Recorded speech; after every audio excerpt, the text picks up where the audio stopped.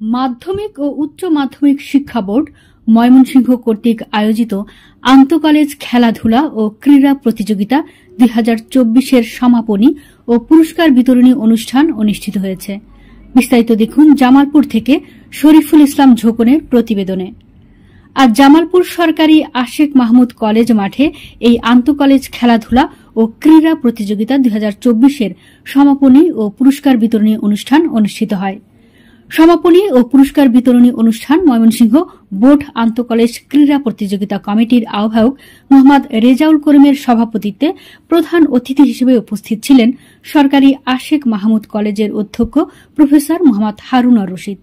বিশেষ অতিথি হিসেবে উপস্থিত ছিলেন সরকারি জাহেদা সফির মহিলা কলেজের অধ্যক্ষ প্রফেসর খন্দকার মাহফুজুল হক।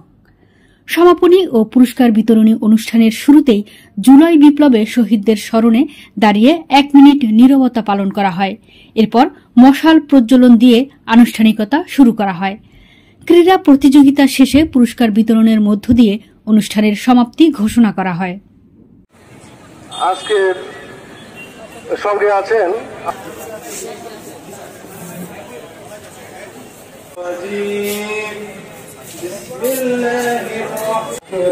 এই ক্রীড়া প্রতিযোগিতা আসলে আমাদের কর্মকর্তা উপস্থিত আছেন।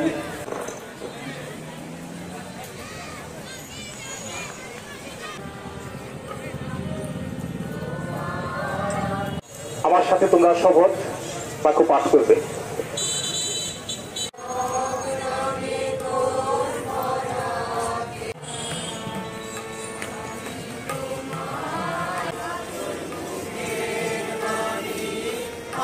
এবং বাংলাদেশকে একটি শক্তিশালী ও আদর্শ রাষ্ট্র হিসেবে গড়ে তুলিতে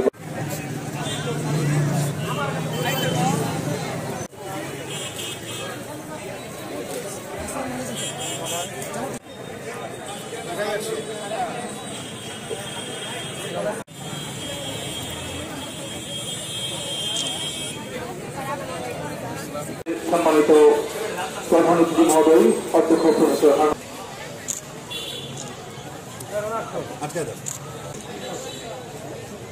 না এদিকে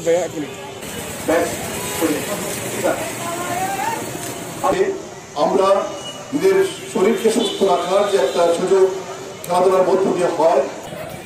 আসলে আমাদের জাতীয় জীবনের প্রেক্ষাপটে আমাদের এই ক্রীড়া প্রতিযোগিতা আমাদের দেহ এবং মনকে সুস্থ করতে, তাদের যে স্পৃহা, এটা আমাদের সারা বাংলাদেশের মানুষকে, সারা বিশ্বকে স্তম্ভিত করে দিয়ে